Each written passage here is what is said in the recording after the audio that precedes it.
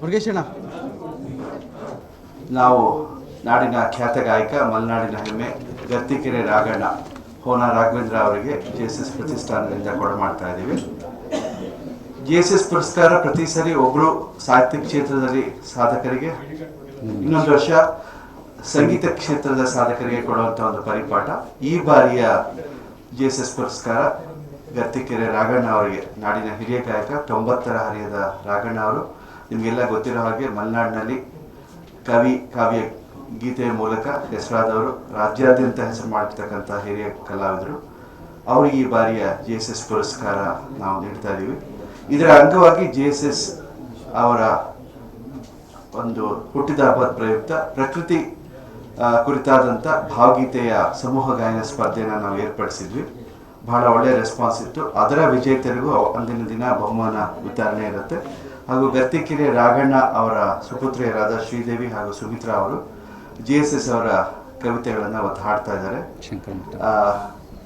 DS Shankaramurthy ಅವರು, ಮಾಜಿ ವಿಧಾನ ಪರಿಷತ್ ಸಭಾಪತಿಗಳು, ಅವರು ಕಾರ್ಯಕ್ರಮದ ಅಧ್ಯಕ್ಷತೆಯನ್ನು ಉದ್ಘಾಟನೆ ಮಾಡ್ತಾ ಇದ್ದಾರೆ. ಹಾಗೆ ಶ್ರೀ ಪ್ರೊಫೆಸರ್ HR ಶಂಕರನಾರಾಯಣ ಶಾಸ್ತ್ರಿ ಅವರು, ಕರ್ನಾಟಕ ಸಂಘದ ಅಧ್ಯಕ್ಷರು, ಹಾಗೂ ಶ್ರೀ SN ಜ್ಯೋತಿ ಪ್ರಕಾಶ್ ಅವರು, ಬಸವೇಶ್ವರ ವೀರಶೈವ ಸಮಾಜದ ಅಧ್ಯಕ್ಷರು, ಅವರು ಮುಖ್ಯ ಅತಿಥಿಯಾಗಿ ಆಗಮಿಸ್ತಾ ಇದ್ದಾರೆ.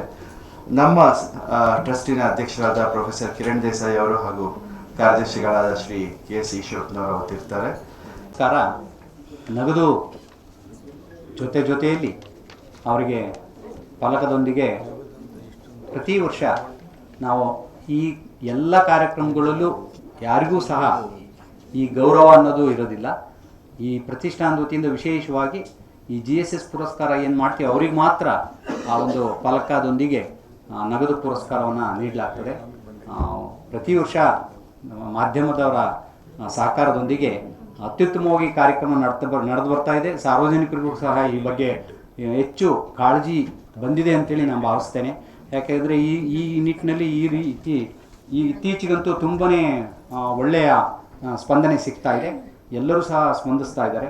ಕರ್ನಾಟಕ ಸಂಘದ ಸಹಯೋಗದಲ್ಲಿ ಈ ಸಲ ನಾವು ಕರ್ನಾಟಕ ಸಂಘದಲ್ಲೇ ಈ ಕಾರ್ಯಕ್ರಮ ಸಂಜೆ 6 ಗಂಟೆಗೆ 3ನೇ ತಾರೀಕು ನಡೆದಿದೆ.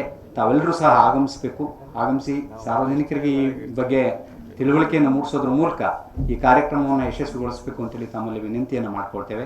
ಹಾಗೆ ನಮ್ಮ ಕಿರಣ್ ದೇಸಾಯಿ ಅವರು ಪ್ರೊಫೆಸರ್ ಆದಮೇಲೆ, ಅವರು ನಿವೃತ್ತಿ ಆದಮೇಲೆ ಇದರದ್ದು ಭಾಳ ಆಸಕ್ತಿ ವಹಿಸಿ ಕೆಲಸ ನಡೆಸ್ತಾ ಇದ್ದಾರೆ. ಮುಂದಿನ ವರ್ಷ JSS ಅವರು ಜನನವಾಗಿ 100 ವರ್ಷಗಳು ತುಂಬುತ್ತೆ. ಆ ನಿಟ್ಟಿನಲ್ಲಿ ನಾವು ಈಗಿಂದಲೇ ಈ ಕಾರ್ಯಕ್ರಮವನ್ನು ಒಂದು ವಿಸ್ತೃತವಾದ ಕಾರ್ಯಕ್ರಮವನ್ನು ಮಾಡಬೇಕು ಅಂತೇಳಿ ಯೋಜನೆಯನ್ನು ಹಾಕ್ಕೊಳ್ತಾ ಇದ್ದೇವೆ. ಮುಂದಿನ ವರ್ಷ 100 ವರ್ಷದ ಕಾರ್ಯಕ್ರಮ, ಅವರ ಜನ್ಮದಿನ ನಿಮಿತ್ತವಾಗಿ ಮುಂದಿನ ಬಾರಿ ಸಾಹಿತ್ಯಕ್ಕೆ ನಾವು ಪುರಸ್ಕಾರವನ್ನು ನೀಡಲಿದ್ದೇವೆ. 11ನೇ ಸಾಹಿತ್ಯದ ಪುರಸ್ಕಾರ ಅದಾಗುತ್ತೆ.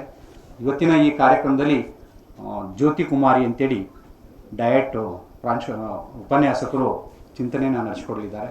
ತಾವೆಲ್ಲರೂ ಸಹ ಆಗಮಿಸಿ ಈ ಕಾರ್ಯಕ್ರಮವನ್ನು ಯಶಸ್ವಿಗೊಳಿಸಬೇಕು ಅಂತೇಳಿ ನಾನು ವಿನಂತಿಯನ್ನು ಮಾಡ್ತಾ